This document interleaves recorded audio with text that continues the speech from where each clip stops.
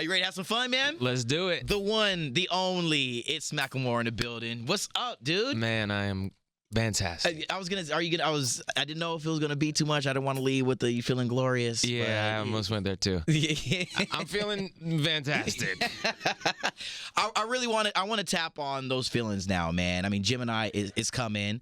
It's a matter of you speaking truths, and you've done that throughout your entire career, man. And what does it mean for you and Skylar to be able to come to the world with an anthem, with something that feels so powerful? Yeah, you can't go into the studio and be like, okay, now let's make an anthem. Yeah. It doesn't happen that way. It'd be nice if it did, but it doesn't. Okay. It's one of those, that happens with just creating art. And every once in a while you stumble upon something that's bigger than yourself, that speaks to the masses in a way and uplifts. And that's what Glorious is. And, it's just been fun to watch the record take off and to have a life and to watch fans sing it at concerts. And, that's what you want. You want the music to reach the masses, and you never know how that's going to happen or when it's going to happen. You don't control it, but when it happens, you enjoy that moment. Have you ever taken the time to realize and to think about your true passion for what you do and who you are, and your consistency is really what draws us as fans towards your music? Because, I mean, you give it your all. There is no wavering.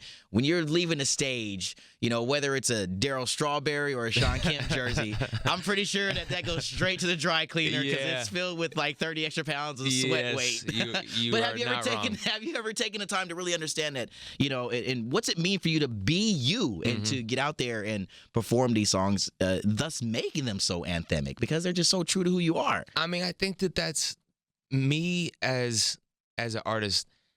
My favorite part of my job is being on a stage. Yeah. That's what it always was. That's what drew me to wanting to be a musician in the first place. It was not just the studio, it was the stage. Yeah. It was like writing, recording is huge, but then to be able to get in front of the people and perform and watch how they react, like, that is what I love. That is where I feel like I'm the most comfortable in my zone, in my element. That's a spot. Those who have been to the show and those of us who have witnessed, and for the lucky ones who have been able to hold a foot as you're walking 50 feet into the crowd, man, that connectivity. Yeah. What does that mean for you to ultimately connect and to just to have, I mean, it's kind of a follow-up off of that last question, but for you to really just truly connect with the crowd, man. I mean, there's not a lot of people who are really able to do that. What does that mean for you as an artist? I mean, I've spent the better part of my life working, perfecting my craft. That's such a big part of it. I want to leave people with an experience. I don't want to just go up there and go through the motions and play the hits and get off stage. Like, I want to do a full 90-minute set. I want to be drenched in sweat. I want them to be drenched in sweat. I want to have an experience. I want to take them through the motions. I want to play records that are going to make people cry. I want to play records that I get to go walk on the crowd. Like, that is what, it should be. It's what life is, man. It's ups and downs. It's a roller coaster. I want to take people on that roller coaster when they come to a show. Like, that is what inspires me to keep going. That's what gets you up in the morning when you're on tour and you're like, okay, I get to do it again. I don't have to do it again. I might be tired, my body might be busted, but when I hit that stage, I might even in my head be like, all right, tonight I got to give it like 85. Like, I can't go 100 again. And then I get up on that stage and it's 100 all the way. It just happens. Yeah. Now, songs that mean something. You are, that's a synonymous. Macklemore, Ryan Lewis, and songs that mean something. That emote, like you said, you want people to feel. How difficult is it at times to be willing to go there and to know that you have this responsibility to some degree, and it's you're putting that vulnerability out there to talk about topics and to do things and to say things that really mean something, and and I want to say scrutiny is a word that'll come along, but you're putting it out there saying, like, I'm gonna talk about this because this is something that means something to me, and I know that this is what the world needs to hear. Yeah, I think when it comes, it comes. Yeah. I don't want to be scared of that vulnerability. I want to push into that vulnerability. But at the same time, like with this album, being where I'm at in my life, with my family, with my daughter, recording it at home, like, I didn't feel I didn't feel the need to be like, okay, now I have to be vulnerable. I have to keep being vulnerable because that's what people know. That's when like contrived vulnerability is the worst. You can see right through it. Yeah, absolutely. So with this album, there's definitely moments of vulnerability for sure. There's a good chunk of it, but there's other, I think there's more confidence on this album. Word. That I stunted a little bit. I flexed a little bit because that's where I'm at. That's where your heart is. That's who you are. That's right authentic to me too. You know, like I wanted to do that. I wanted to rap. I wanted to talk about it. I wanted to back it up. And it's not just that either. And that's to me what Gemini is like you can duality. The duality of it. You can go to the Gucci store and then you can go do some service work. You know what I'm saying? Like that, there's is problematic, and I wanted to embrace that, that true, contradiction that exists within all of us, I think, is being able to be multiple sides and knowing maybe my truth does not rest in material possessions. But at the same time, I might want to flex with the car that I'm driving, it's okay. You know what I'm saying? I might have to bust out the big wheel today. Yes. You know what I'm saying? My Halloween costume might be something where I go to the Jim Henson studio and I really get flossed up before I go trick-or-treating with my family. I'm not mad at that, yo. One of the special moments that I've seen and I've heard and I've watched several times, several interviews, you got the chance to really, and I want to get back to Glorious, you really got the chance to include a very special woman in a very special video.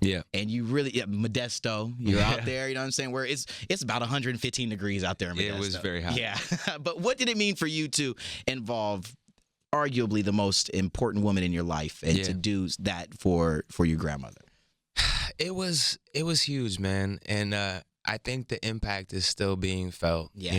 I talked to her recently and she just said, I just want you to know how special that was for me, not in, now that she's famous in Modesto, like not because of that, although she is loving that too. She is loving it. But the fact that she was like, the fact that you took the time to hang out with me and to make me feel important and valued. I think in general in our society, like, people get older and they become the elderly and forgotten and to be 100 years old, like you gotta think about it, like all her homies are dead.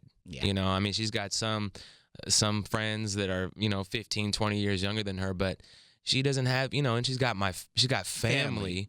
But it's different. You're not, I think I probably won't truly understand it until I get to be in elderly age, hopefully. But I think just to have that time to document that experience and to make her feel special, like the whole crew of people that were filming and, the producer and my wife and everybody that was there, to really just ask her questions.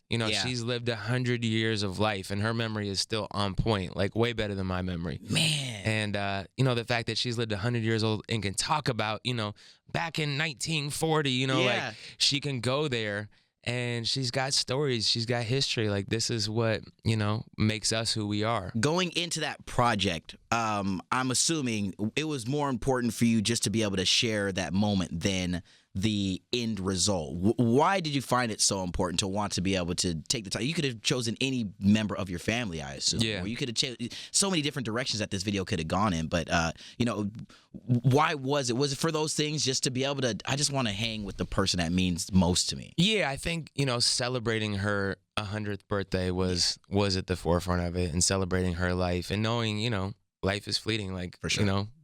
God willing, my grandma has some years left, but she's 100. Man, it's such a rad feeling, and the sense of family. I mean, going back to what you and Ryan have done all this year, and I just want to say, and also, man, God bless, the family members. I'm glad you're healthy and happy now and able to sit here just based off of some recent stuff that happened. But for you to be with your family and be so strong, how does that come through in the album? Just in the place that you're at right now, like you were saying, your wife and Sloan, and how does that develop in Gemini here? I think, Gemini has, again, it's different for every song, but I think, there's a celebratory factor to a lot of it. And that comes from, just appreciating and being in a place of gratitude with where I'm at in life, and living that life of like in the basement, I'm rapping and I come upstairs and I'm in dad mode. I'm flipping pancakes. Yeah. That's what life is right Yes, now for me. exactly. Like that to me, those little things are what, make life worth living. And, it's tough to be like, oh, like Sloan inspired this song or this song. Although she does have an ad lib on Marmalade with Lil Yachty. She's got an ad lib in there. Hey. She's got a hi in the background of the hook. Little boat. God, you got somebody nipping at your toes, man. Yeah, her ad-libs game is crazy. Coming up, I know soon here, you're going to be doing something awesome, sitting down with fans and doing our Ask Anything chat. That's going to be really lit. But before we get all off onto that, I pulled a couple of questions when we had some fans tweet in and Facebook in some stuff. So I'm going to throw some fan questions your way. Cool. You ready for these, Ben? Yeah. All right, here we go. This comes from @RachelB93 on Twitter. Oh, I love this one. What's a memorable gift that you used to get all the time from your grandmother, like for Christmas or birthdays? My grandma used to always give me McDonald's gift cards. That's a great gift. Every year I would get like $10 worth of McDonald's gift cards. That's a great gift. That was what it was. But for you, I would still like a McDonald's gift card to all the fans out there. The present that I remember the most, my parents would not buy me Jordans. Okay. I was in second grade. My parents were like, hold on, let me stunt. We were talking about it earlier. Let me just go ahead and put these up here for a second. Yeah. And you know what? It was the fours. The fours. It was the fours. The cement gray fours. It wasn't the cement. It was the red, black. It was the red, black, and white. Yeah. Similar to those. And it was Christmas time, and my parents were like, "Yo, those are $50. Like, there's no way. There's no way that we're spending $50 on a pair of shoes you're about to wear for like a month and a half and then grow out of." And my grandma was like, "Don't worry, I got you." Yes. And she came through with the fours. So that was arguably the best J's out there, though. True, definitely. Yeah. Definitely top three, arguably the best. This one right here comes from @TrickyNick49 on Twitter. Hey, what's the most baller thing that you've ever splurged on? A Maybach. Wow. A Maybach. Yeah. The one that I got hit in.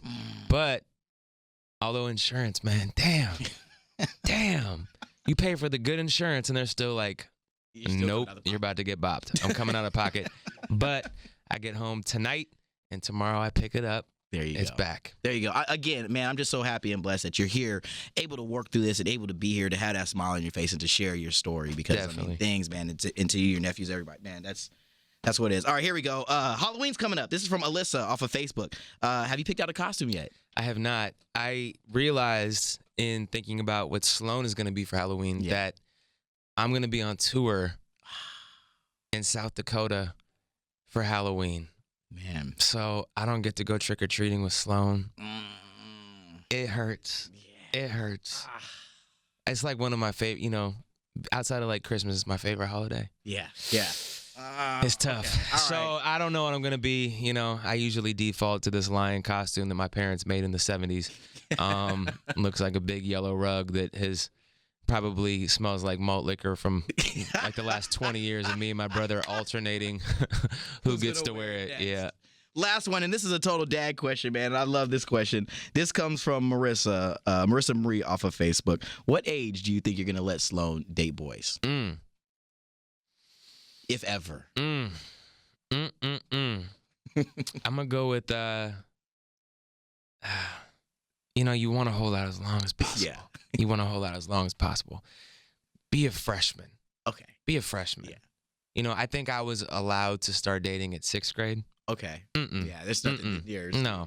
I'm going to protect a little bit longer than that. You don't want to be the parent that, like, your kids hate. I don't want to be, like, going through Sloan's phone. And even though her mom probably will. But I want to be the cool dad. I don't want to be, like, I don't need to be all up in your business. But, and we'll cross that bridge. She's 2.5. I got some time. You got some time to marinate on this, but I'm thinking high school. Okay, freshman. Again, man, just the true honesty to who you are. It has come through in the music. Jim and I cannot wait till we get this album to see how, there's stunting and then there's, there's fronting, but just to see that that's another side, another couple of sides to, who you are and the stories that you have to tell, man. And it's been that way. And again, reeling back to what we said earlier, man, it's music that matters. And you have consistently been that person who has spoken to a generation. And it means the world to all of us fans and all of us who, you know, are wanting to say what we feel, may not know how to express it best. And you've found a way to be that for us. And thank you for taking on that responsibility and being willing to go there, dude. Because Thank you. It's powerful, man. That means a lot. I mean, appreciate really, those words, for real. It's what it is, man. I'm just being me as well. So thank you for your time, man. Macklemore, y'all. There's a bunch of other stuff that's gonna be happening that I can't quite divulge right now, but we're gonna just shake hands and say some things when the microphones are off. Yep. So thank you, dude. Perfect.